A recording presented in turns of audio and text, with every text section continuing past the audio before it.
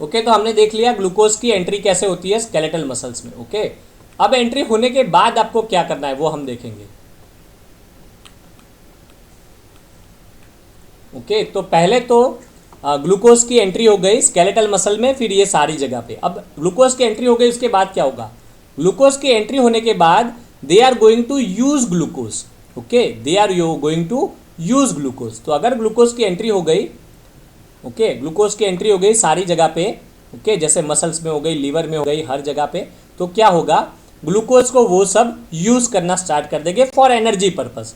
तो glucose energy purpose के लिए यूज हो जाएगा। ओके, अगर उसने एनर्जी पर्पस फिनिश कर दिया, उसके बाद ग्लूकोज को क्या करना है? तो फिर ग्लूकोज तो एनर्जी तो फिनिश हो गई, उसके बाद आपको जो भी बाकी ग्लूकोज बचा है उसको ग्लाइकोजन में कन्वर्ट करके स्टोर करना पड़ेगा।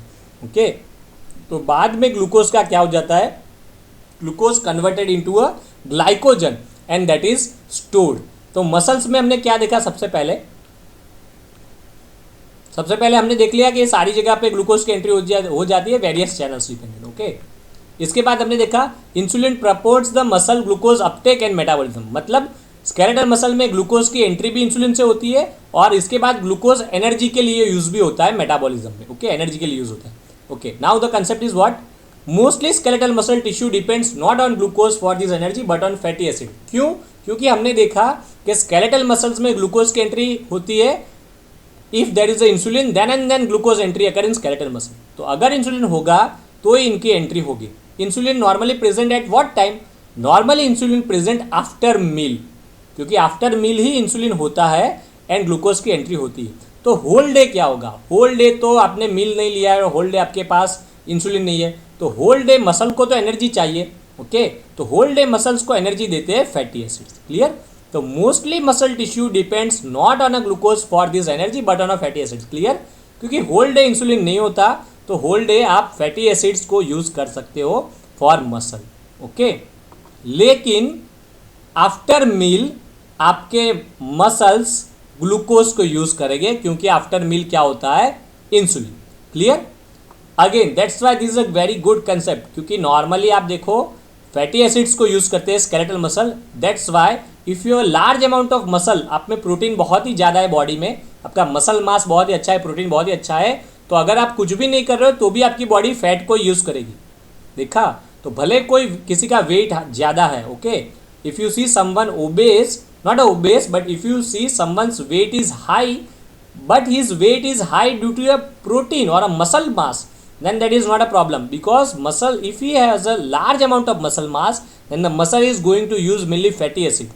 तो उसके फैटी एसिड्स मतलब फैट ऑटोमेटिकली डिस्ट्रॉय होना स्टार्ट हो जाएगी अगर उसका मसल मास अच्छा है तो, क्योंकि muscle mainly uses fatty acid. Only after meal because of presence of insulin muscle use glucose. Okay, लेकिन डायबिटीज वाले पेशेंट्स में नहीं होगा और तो भी उनको ग्लूकोज रिमूव करना है तो they required a exercise. Okay, तो reason for this is that normal resting membrane is only slightly permeable to glucose except when the muscle fibre is stimulated by insulin. Under two condition muscle do use amounts of glucose. तो there are only two condition जहां पे muscles large amount में glucose use करते हैं। कौन सी दो condition? एक तो खाना खाने के बाद, क्योंकि खाना खाने के बाद इंसुलिन होता है, और दूसरी condition after moderate or heavy exercise. If you do moderate and heavy exercise then your skeletal muscle can use glucose independent of insulin. Okay, so clear? I hope you understand this is क्या क्या यहाँ पे final concept होता है, मैं revise करवा देता हूँ। एक तो खाना खाने के बाद इंसुलिन होता है, उसकी वजह से आपके स्केलेटल मसल ग्लूकोज को यूज कर सकते हैं, तो that is a very good, that is seen in everyone. Okay, लेकिन डायबिटीज में क्या होगा? ये नहीं होगा। तो डायबिटीज में खाना खाने के बाद ड्रामेटिक ग्लूकोज बॉडी में बढ़ जाएगा and that is very bad, वो हम लास्ट में देखेंगे। ओके, तो ऐसा नहीं हो इसके लिए डायबिटीज वाले पेशेंट्स को एक्सरसाइज करनी पड़ेगी तभी वो ग्लूकोज को यूज कर पाएगा। तो he must required exercise to use the glucose. And second condition during moderate and heavy exercise, क्योंकि आप तो ऐसे भी, आप तो क्या है, खाना खाने के बाद भी ग्लूकोज यूज करते हो और एक्सरसाइज में भी यूज करते हो, लेकिन डायबिटीज वाले को सिर्फ एक ही पाथवे बचेगा, फर्स्ट वाला। डायबिटीज वाले को फ्यू आवर्स आफ्टर मील कुछ भी नहीं होगा, क्योंकि few hours after meal insulin आने वाला ही नहीं है, उसमें इंसुलिन होता नहीं है। तो आपके पास दोनों वे है to decrease glucose, but diabetes वाले के पास ओनली वन वे है, that's why you have to do, he has to do regular exercise. Clear? And second condition आपका कंसेप्ट यहाँ पे क्लियर होता है कि muscles mainly use fatty acid, they are using glucose only in these two condition and that's why if you have a large muscle mass then you can able to use large amount of fatty acid that is very good for you, then your body's fat is going to be decreased. okay, then अगर आपने glucose use कर लिया तो भी glucose बचा है तो वो ग्लूकोज कन्वर्ट हो जाएगा ग्लाइकोजन में और मसल में स्टोर हो जाएगा. तो जो भी आपने ग्लूकोज यूज कर लिया उसके बाद जो भी ग्लूकोज बचा वो कन्वर्ट हो जाता है ग्लाइकोजन में एंड मसल में स्टोर होता है. लेकिन मसल कितना ग्लाइकोजन स्टोर कर पाता है? तो आंसर है 2 to 3% ओनली. मतलब मान लो आपका 100 यूनिट मसल के है तो वो ग्लाइकोजन के 2 to 3% ही स्टोर कर पाएगा.